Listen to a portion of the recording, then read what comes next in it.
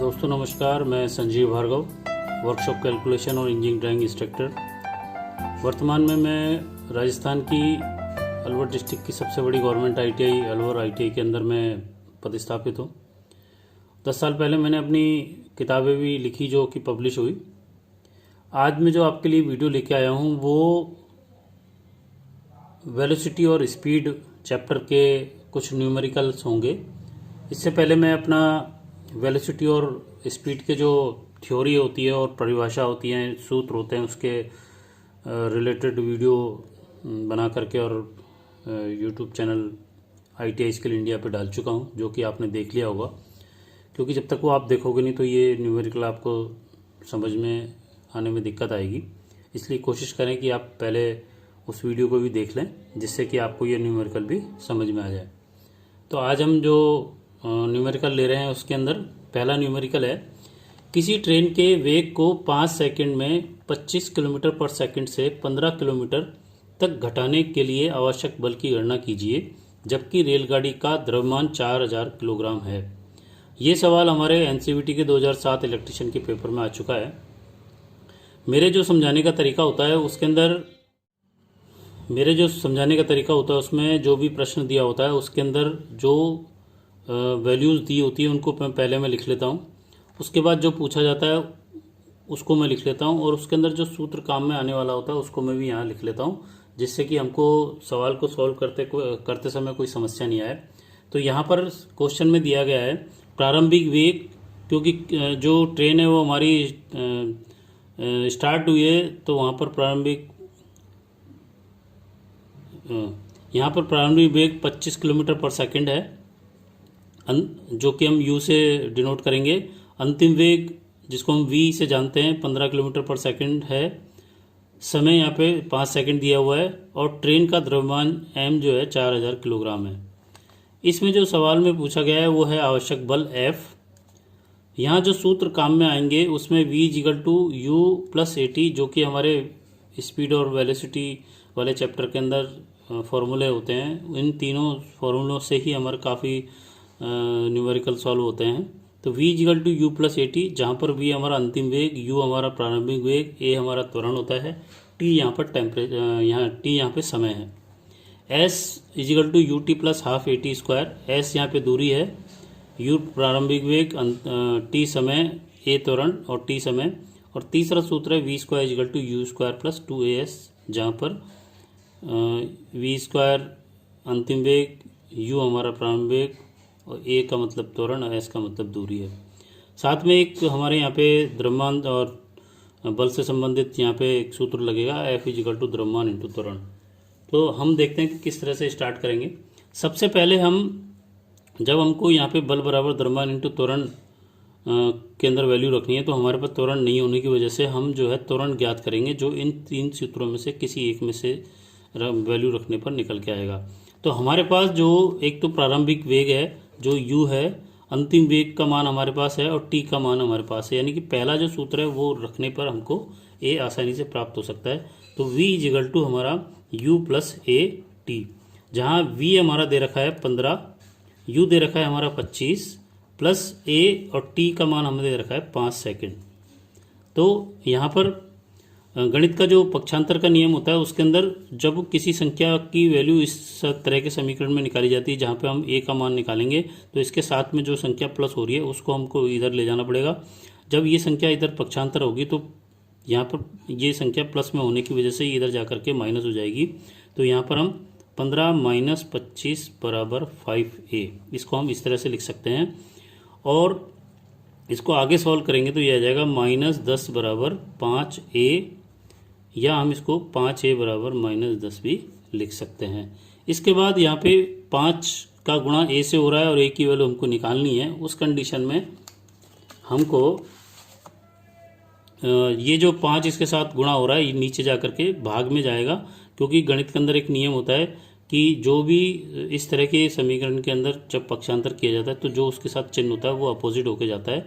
तो 5 यहाँ गुणा हो रहा है तो नीचे भाग होके जाएगा। तो a बराबर हो जाएगा -10/5।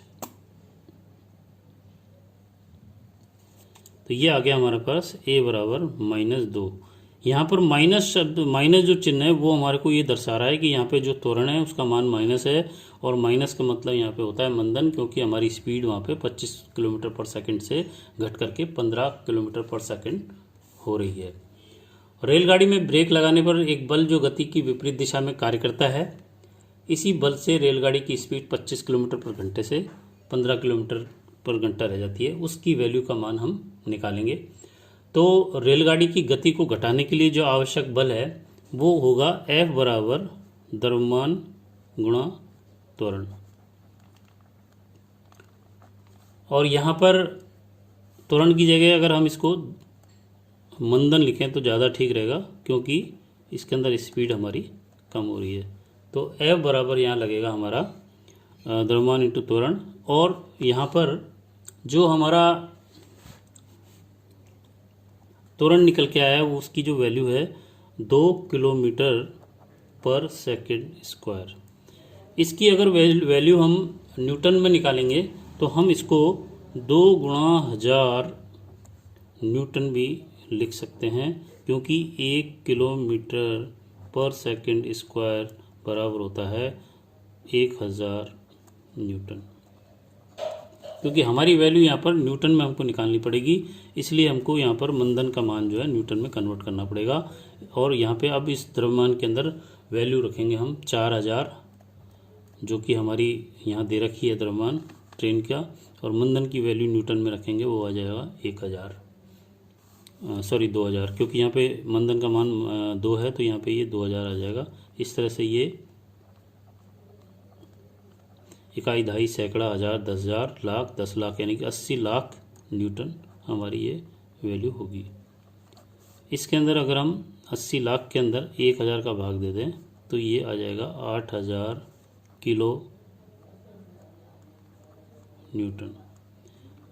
अर्थात हमारा जो प्रश्न है उसके अंदर 4000 किलोग्राम की ट्रेन को 25 किलोमीटर पर सेकंड के रफ्तार से जो चल रही है उसको 5 सेकंड के अंदर 15 किलोमीटर पर सेकंड तक घटाने के लिए हमें 8000 किलो न्यूटन की बल की आवश्यकता पड़ेगी, तभी हमारा ट्रेन जो है 25 से 15 किलोमीटर पर सेकंड की स्पीड तक घट सकेगी। तो ये हमारा हो जाएगा उत्तर। अगला सवाल है हमारा, 10 किलोग्राम की वस्तु पर 5 सेकंड के लिए 10 किलोग्राम का बल कार्य करता है। ज्ञात कीजिए 5 सेकंड बाद वस्तु का वेग क्या होगा, और दूसरा है संवेग में परिवर्तन का मान कितना है। तो प्रश्न में दिया गया है वस्तु का द्रव्यमान m बराबर 10 kg, प्रारंभिक वेग क्योंकि स्टार्ट हो रही है तो 0, u बराबर 0, और समय दे रखा है 5 सेकंड, और यहाँ पे जो बल लग रहा है वो है 10 kg, जिसको कि हमें न्यूटन में बदलना है। 1 kg बराबर 9.8 न्यूटन होता है, तो इसको अपन 9.8 से 10 को गुणा करेंगे तो ये 98 न्यूटन आएगा।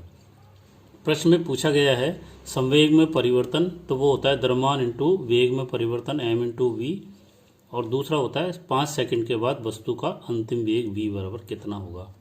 तो अब इसको हम सॉल्व करते हैं। तो यहाँ जो सूत्र लगेगा वो होगा F equal to m into v minus u upon t. ये संवेग में परिवर्तन की दर के हिसाब से बल होगा। तो यहाँ पर हमारे पास F का मान है 98 बराबर M हमारे पास है नहीं, V हमारे पास दे रखा है, V हमें निकालना है, U हमारा 0 है, और T का मान हमारे पास 5। तो यहाँ पर हम 5 को इधर गुणा कर देंगे पक्षांतर के तौर पे, तो ये हो जाएगा 98 गुणा 5 बराबर M V माइनस 0, या इसको V भी कह सकते हैं हम। तो उसके बाद हमारा जो MV की वैल्यू है वो हो गई 490, इसको जब गुणा करेंगे 490 किलोग्राम मीटर पर सेकंड ये आ जाएगा, जो MV की वैल्यू होगी संवेग में परिवर्तन की दर के कारण। तो एक तो उत्तर ये आ गया हमारा, और दूसरा इसके अंदर हमें V निकालना है। तो MV बराबर जब हमारा 490 दे रखा है, तो अगर हम V इक्वल टू 490 बटे एम रख दें तो ये 490 बटे एम का मान हमारे पास दे रखा है 10 kg। तो इसको हम 490 में 10 का भाग देंगे तो 49 मीटर पर सेकंड उत्तर आ जाएगा। तो दो हमारे सवाल पूछे गए थे, दोनों के अंदर एम भी हमारा 490 kg मीटर पर सेकंड और वी निकालने के लिए एम को यहाँ नीचे ले जाएंगे 490, एम का मान 10 है तो 490 में 10 का भाग देंगे, 0 0 कट जाएगी तो 49 मीटर पर सेकंड उत्तर हमारा आ जाएगा। हमारा अगला सवाल है, एक बॉडी 10 मीटर पर सेकंड के प्राथमिक वेग पर प्रारंभ होती है तथा एक सीधी रेखा के साथ 4 मीटर पर सेकंड स्क्वायर के समान त्वरण के साथ चलती है। 5 सेकंड के बाद अंतिम वेग तथा 5वें सेकंड में तय की गई दूरी ज्ञात कीजिए। इसमें दो सवाल पूछे गए हैं और उसके हिसाब से जो मेरे समझाने का तरीका है उसके अनुसार मैंने प्रश्न में जो दिया गया है वो मैंने यहाँ लिखा हुआ है, जिसके अंदर प्रारंभिक वेग u हमारा 10 मीटर पर सेकंड दे रखा है, त्वरण a हमारा 4 मीटर पर सेकंड स्क्वायर दे रखा है, समय हमारे पास 5 सेकंड दे रखा है। इसमें पूछा गया है एक तो अंतिम वेग कि 5 सेकंड के बाद उसका वेग क्या होगा, और दूसरा पूछा गया है 5वें सेकंड की दूरी, यानी कि लास्ट जो सेकंड होता है 5वां सेकंड इस सवाल के अनुसार उसके अंदर कितनी दूरी तय की गई। इसके बाद जो इसमें सूत्र लग सकते हैं उसके अंदर मैंने यहाँ पे तीनों सूत्र लिखे हैं जो हमारे इस वेलोसिटी स्पीड वाले चैप्टर के अंदर सबसे इंपॉर्टेंट है। v equal to u plus a t, s equal to u t plus half a t square और v square equal to u square plus 2as। इस तरह से लिखने से क्या होता है कि हमारे जो भी हम जब भी सॉल्व करेंगे इस क्वेश्चन में तो इन तीनों में से कोई सा भी एक फॉर्मूला हमारे काम में आ सकता है, तो वहाँ हम चेक कर लेंगे कि कौन सी चीज़ वैल्यू, कौन सी इनमें से वैल्यू दे रखी है और किस में अपन सेट कर सकते हैं। और साथ में हमारे जो nवें सेकंड में तय की गई दूरी है वो निकलेगी कि nवें सेकंड तक तय की गई दूरी माइनस n-1वें सेकंड, यानी कि लास्ट सेकंड का मान के अंदर तय की गई दूरी का मान निकालने के लिए लास्ट सेकंड तक चली गई दूरी और उससे पहले सेकंड, यानी कि मान लीजिए यहाँ 5वां पूछा गया है तो 5वें सेकंड तक चली गई दूरी पहली चीज़, और 5 में से 1 घटाएंगे यानी कि चौथे सेकंड तक चली गई दूरी की दोनों की वैल्यू को अपन जब माइनस करेंगे तब हमारा ये क्वेश्चन सॉल्व होगा। तो पहले हम यहाँ पर अंतिम वेग के लिए निकालते हैं कि हमारे पास u दे रखा है, a दे रखा है और t दे रखा है, तो हमारे पास सीधा जो है पहला समीकरण यहाँ पे लग जाएगा जिसके अंदर की v का मान निकालना है, u, a और t का मान दे रखा है। तो हम यहाँ सॉल्व करते हैं, चूँकि v equal to u plus a t, तो u का मान हमारे यहाँ दे रखा है 10 प्लस a का मान दे रखा है 4 और t का मान दे रखा है यहाँ पे 5। तो ये हो गया 10 प्लस 4 पंजे 20 यानी कि 30 मीटर पर सेकंड। तो एक तो उत्तर हमारा ये आ गया। दूसरा ये पूछ रहा है कि 5वें सेकंड में अंतिम जो हमारा समय है, यानी कि 5वां सेकंड जो है अंतिम, उसके अंदर चली गई दूरी है, तो उसके लिए यहाँ पे हम जो formula equal to u plus half a 2n-1 ये वाला फार्मूला लगेगा। तो यू हमारे पास दे रखा है 10 प्लस 1/2, ए की वैल्यू दे रखी है हमारे पास 4 गुणा 2n, यानी कि यहाँ पे 5वां आ जाएगा 2 × 5 - 1। तो यहाँ हो गया हमारा 10 प्लस 1/2 गुणा 4 गुणा 5 दूनी 10 में से 1 गया 9। अब इसको काटेंगे तो 2 कट गया, ये 9 दूनी 18, 10 प्लस 18 यानी कि 28 मीटर। इसका मतलब ये हो गया कि हमारी जो बॉडी है जो 10 मीटर पर सेकंड के हिसाब से प्रारंभिक वेग से स्टार्ट हुई थी, जिसका त्वरण 4 मीटर पर सेकंड स्क्वायर था, वो 5वें सेकंड, सिर्फ 5वें सेकंड में 28 मीटर चलेगी। तो ये हमारा अगला सवाल है, एक बस 36 किलोमीटर पर घंटे की रफ्तार से चल रही है, इसे 6 सेकंड में रोकने के लिए मंदन ज्ञात कीजिए। आपको पता होना चाहिए कि मंदन का मतलब होता है कि अगर हमारी त्वरण जो है माइनस में आ जाती तो वो मंदन कहलाती है। मंदन के केस में हमेशा स्पीड डाउन होती है, तभी वो मंदन कहलाता है। तो यहाँ पर प्रश्न में दिया गया है प्रारंभिक वेग u बराबर 36 किलोमीटर पर घंटा, इसको हमें मीटर पर सेकंड में बदलना चाहिए। इसके लिए हम सीधा 5/18 से 36 का गुणा कर देंगे और 18 से 36 कटा 2 आ गया और 5 को 2 से गुणा किया तो 10 मीटर पर सेकंड आ गया। फिर इसके अंदर v का मान हमारे पास 0 है, क्योंकि ट्रेन को हमको या गाड़ी को हमको रोक देना है बस को, तो v हमारा 0 हो जाएगा और समय हमारे पास 6 सेकंड दिया हुआ है। इसके बाद जो पूछा गया है वो मंदन है। मंदन त्वरण का जो माइनस वैल्यू होती है वो मंदन कहलाती है। और सूत्र हमारे पास वो 3 होते हैं, v equal to u plus a t, s equal to u t plus half a t square, v square equal to u square plus 2as। तो यहाँ हम देखेंगे कि हमारे पास u दे रखा है, v दे रखा है और टी दे रखा है और ए निकालना है, तो हमारा जो पहला सूत्र है वही लग जाएगा, तो इससे सॉल्व हो जाएगा सवाल। तो हमारा v बराबर u प्लस ए टी, इसके अंदर हम वैल्यू रखते हैं, तो v बराबर 0 हो गया, u बराबर हमारा 10, a बराबर हमारा निकालना है और t का मान हमारे पास 6 सेकंड है। तो हमारे पास जब ये पक्षांतर करेंगे तो 10 हमारा माइनस होकर इधर चला जाएगा, बराबर 6a, और a बराबर हो जाएगा -10/6, यानी कि इसको अगर हम डिवाइड करेंगे तो ये आएगा -1.67 मीटर पर सेकंड स्क्वायर। अब यहाँ पे जो माइनस वैल्यू है ये शो कर रहा है कि जो हमारा त्वरण का मान है वो माइनस में है, जो कि हमारा ये मंदन कहलाएगा। तो ये हमारा उत्तर हो जाएगा। इसके साथ मैं आपको हर वीडियो में एक ट्रिक, मैथमेटिक्स के वीडियो के अंदर एक ट्रिक बताऊंगा, जिससे आप बड़ा आसानी से सरल कर सकते हैं।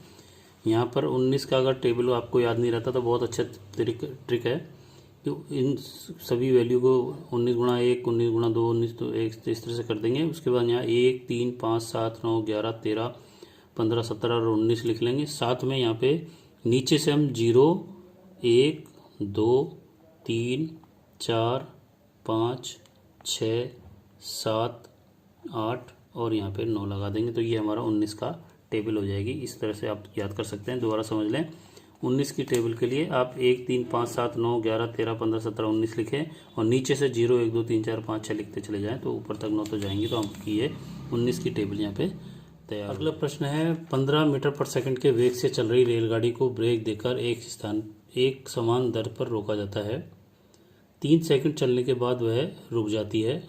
ब्रेक लगाने के बाद रेलगाड़ी द्वारा चलित दूरी क्या? प्रश्न में दिया गया है, प्रारंभिक वेग u बराबर 15 मीटर पर सेकंड, अंतिम वेग v बराबर 0 और समय यहाँ पे दे रखा है 3 सेकंड। तो और यहाँ जो हमको पूछा गया है दूरी 3 सेकंड बाद वह कितनी दूर जा कर के रुक जाएगी, s का मान हमारे को पूछा गया है। तो यहाँ पे हमारे जो सूत्र होते हैं वही v बराबर u plus a t, s equal to ut plus half a t square और v square equal to u square plus 2as। तो इस प्रश्न के अंदर पहले हमको त्वरण का मान निकालना पड़ेगा, उसके बाद हम दूरी का मान निकालेंगे। तो यहाँ पर त्वरण का मान निकालने के लिए हमारे पास u का मान है, v का मान है और t का मान हमारे पास है, तो हमारा पहला सूत्र लग जाएगा यहाँ पे। तो चूँकि v बराबर है हमारा u प्लस ए टी और u का मान हमारा है 15 और 1 का मान हमारे पास निकालना है, t का मान हमारा दे रखा है 3 सेकंड और v हमारा हो गया 0। तो ये हो गया 15 प्लस 3a बराबर 0। इसको जब पक्षांतर करेंगे तो ये हो जाएगा -15। तो a बराबर आ जाएगा -15/3 इजिकल टू -5। तो ये माइनस जो वैल्यू आएगी ये जो शो कर रहा है कि हमारा यहाँ पे ये त्वरण ना होकर के ये मंदन कहलाएगा, क्योंकि जब भी त्वरण का मान माइनस होता है तो वो मंदन होता है, वो उसी कंडीशन में लगता है जबकि हमारी स्पीड जो है कम होती है। अब इसके बाद हमको ट्रेन द्वारा चली गई जो दूरी है उसके लिए उसकी वैल्यू निकालनी है। ट्रेन द्वारा चलित दूरी, इसके लिए हमारे पास 2 सूत्र है जिसके अंदर एस की वैल्यू है, एक ये है और एक ये है। तो हम जो है हमारे पास u का मान है, t का मान है, a का मान है, तो हम अगर डायरेक्ट इस वाले में रख देंगे तो ये मान आ जाएगा। तो यहाँ हम s equal to u t plus half a t square के अंदर इसकी वैल्यू रखेंगे, जहाँ u हमारा है 15, t हमारा है 3 प्लस 1/2 गुणा -5 और गुणा में t का मान हमारा 3। यहाँ पर हम 3 का स्क्वायर करेंगे तो 3 3 9 आएगा, 9 पंजे 45, 9 पंजे 45 और 45 का आधा 22.5, 45 माइनस 22.5, तो ये आ गया 22.5 मीटर उत्तर। इसको अगर हम दूसरे सूत्र में भी रखें तो हमारा वैल्यू यही आनी चाहिए। तो v square equal to u square plus 2as।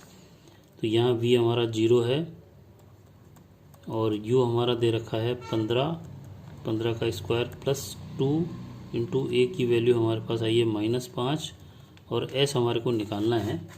तो उस कंडीशन में उस कंडीशन में हम क्या करेंगे, 15 का 15 225 और ये माइनस आ जाएगा 10s। s यहाँ पे दूरी है। अब इसको जब पक्षांतर करेंगे तो ये हमारा आ जाएगा 10s बराबर 225 और s बराबर 225 बटे 10 बराबर 22.5 मीटर। यानी कि दोनों ही सूत्रों में वैल्यू रखने पर हमारा सेम उत्तर आ रहा है। तो यहाँ हमारा 3 सेकंड बाद ट्रेन को रोकने पर वह 22.5 मीटर की दूरी तय करेगी। ये हमारा उत्तर होगा। अगला प्रश्न है, एक पत्थर जिसे एक टावर से छोड़ा जाता है जमीन पर 5 सेकंड में टकराता है, टावर की ऊंचाई ज्ञात करो। पहला क्वेश्चन था ये। दूसरा क्वेश्चन है, पत्थर को छोड़े जाने के 3 सेकंड बाद उसकी ऊंचाई ज्ञात करो। यह एनसीईआरटी के 2005 वाले पेपर में आ चुका है। प्रश्न में दिया गया है t बराबर 5 सेकंड पहली कंडीशन में, जहां s दूरी हमें निकालनी है, और दूसरा है t बराबर 3 सेकंड, जबकि जहां यहाँ पे भी हमको वह दूरी निकालनी है जिस पर 3 सेकंड बाद उसकी स्थिति होगी। अब चूंकि ये सवाल जो है गुरुत्वाकर्षण वाला है, पृथ्वी के गुरुत्वाकर्षण के कारण जब वस्तु ऊपर से नीचे की तरफ गिरती है तो उसके अंदर एक जो त्वरण का मान है वो g के बराबर होता है, जो कि 9.81 मीटर पर सेकंड स्क्वायर होता है। और जब वस्तु ऊपर से नीचे की तरफ गिरती है तो g का मान हमारा पॉजिटिव हो जाता है, और वस्तु को जब नीचे से ऊपर की तरफ फेंका जाता है तो g का मान हमारा माइनस हो जाता है। तो यहाँ पर g का मान प्लस होगा, इसीलिए यहाँ पर जो हमारे गति के नियम है उसमें तीनों में g का मान नीचे की तरफ होने की वजह से प्लस हो जाएगा। तो v बराबर u प्लस जी टी हो जाएगा एक ही जगह, s बराबर u t plus half g t square हो जाएगा, और v square equal to u square plus 2gs हो जाएगा, जहाँ पे एक की वैल्यू की जगह हम g का मान रख देंगे जो कि 9.81 मीटर पर सेकंड स्क्वायर है। तो इसके अंदर हम जो पहला सवाल है उसमें हमारे पास u दे रखा है, इसमें u हमारा 0 है क्योंकि स्टार्ट हुआ है वहाँ पे, और t हमारे पास 5 है और 5 सेकंड है, और दूरी हमें निकालना है। तो हम अगर यहाँ पे पहले में तो दूरी निकलेगी नहीं, दूसरे और तीसरे में दूरियाँ निकल सकती हैं, लेकिन यहाँ पे अंतिम वेग नहीं है हमारे पास, यहाँ पे केवल प्रारंभिक वेग हमारे पास है। इसलिए हम यहाँ पे दूसरा सूत्र लगाएंगे, s बराबर u t plus half g t square. इसके अंदर नीचे तीर लगाएंगे, इसका मतलब ये कि पत्थर को ऊपर से नीचे की तरफ फेंका जा रहा है। अब यहाँ पे u हमारा है 0, t का मान है हमारे पास 5 second plus 1/2 into 9.81 into T का मान हमारे पास 5 का स्क्वायर। तो ये हो गया 0 प्लस 1/2 इंटू 9.81 इंटू 25। तो ये वैल्यू लगभग कैलकुलेट करके करते हैं तो हमारी आ रही है 122.62 मीटर। तो पहले का तो उत्तर आ गया ये। अब दूसरा सवाल है, उसके अंदर हमारा टाइम जो बदल करके 3 सेकंड हो गया, तो उसमें भी हमारे पास अंतिम वेग नहीं है, और इसीलिए हमको दूरी निकालने के लिए वापस से वही सूत्र लगाना पड़ेगा, s equal to u t plus half g t square. तो यहाँ s निकालने के लिए u का मान हमारा 0, t का मान 3 प्लस 1/2 9.81 और t का मान 3 का स्क्वायर। तो ये आ गया हमारा, ये हो गया 0 प्लस 1/2 9.81 और 3 3 9। इसकी जो वैल्यू आएगी हमारे पास वो आ रही है 44.14 मीटर। अब एक्चुअल में जब हमने पहले सवाल के अंदर निकाला था कि वो 122.62 मीटर का हमारा टावर है, और जब हम पत्थर को ऊपर से फेंकेंगे तो 3 सेकंड बाद की जो स्थिति है, और सवाल में ये पूछा गया है कि वो पृथ्वी से कितने ऊपर होगा। तो उस कंडीशन में जो हमारी पहली दूरी है 122.62, उसमें से हम ये 44.14 मीटर हम घटा देंगे, तो हमारा एग्जैक्ट जो पत्थर है वो नीचे से आएगा 78.48 मीटर। क्योंकि ये जो हमारे पास 3 सेकंड के अंदर स्थिति आई है वो ऊपर से हमारी हाइट आई है कितना, 3 सेकंड बाद ऊपर से कितना नीचे आया, और पृथ्वी से हमको ऊपर की दूरी निकालने के लिए जो टावर की हाइट हमारी 122 आई है उसमें से इसको घटाना पड़ेगा, तब हमारी ये वैल्यू आएगी। तो दूसरा उत्तर हो गया हमारा ये।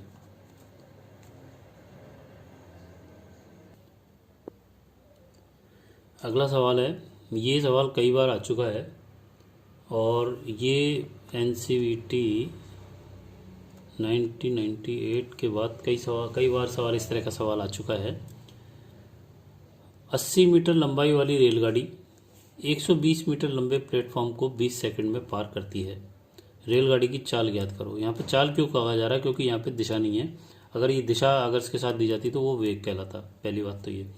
दूसरा प्रश्न में जो दिया गया है वो रेलगाड़ी की लंबाई दे रखी है 80 मीटर, प्लेटफॉर्म की लंबाई दे रखी है 120 मीटर और समय दे रखा है 20 सेकंड। चाल पूछी जा रही है।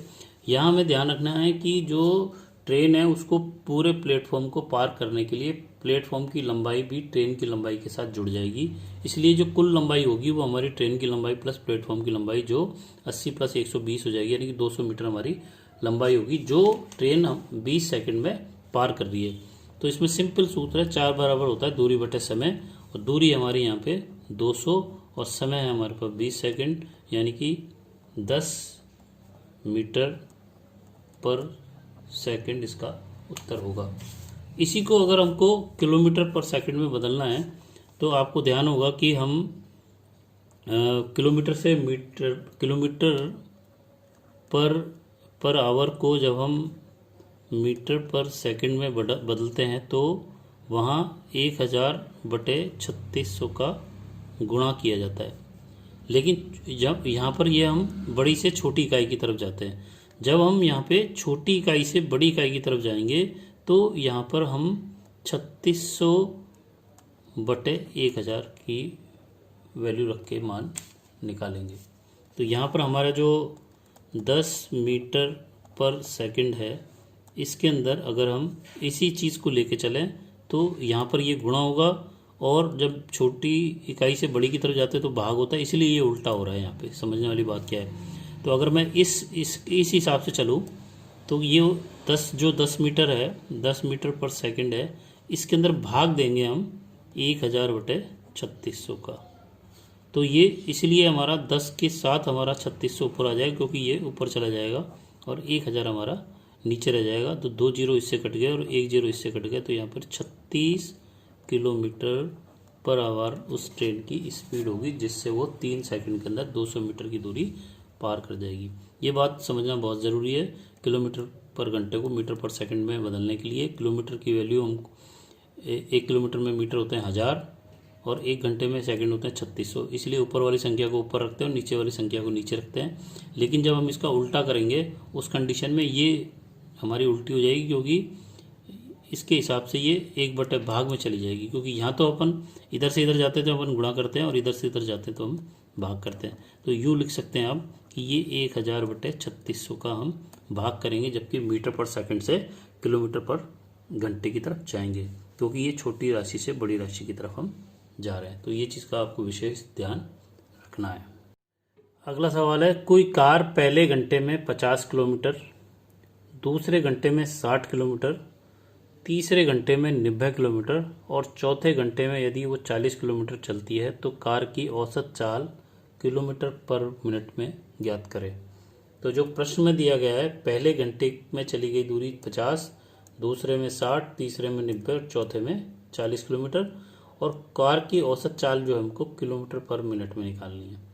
तो यहाँ सिंपल सी बात है कि 4 घंटे में जितनी किलोमीटर चली है कार, तो टोटल जो जिस तरह से हम औसत निकालते हैं, चारों घंटे के औसत किलोमीटर को जोड़ के हम 4 घंटे का भाग दे देंगे और 4 घंटे को मिनटों में बदल देंगे। तो हमारा जो यहाँ सूत्र चले लगेगा वो होगा औसत 4 बराबर चली गई दूरी का योग बटे समय मिनट में।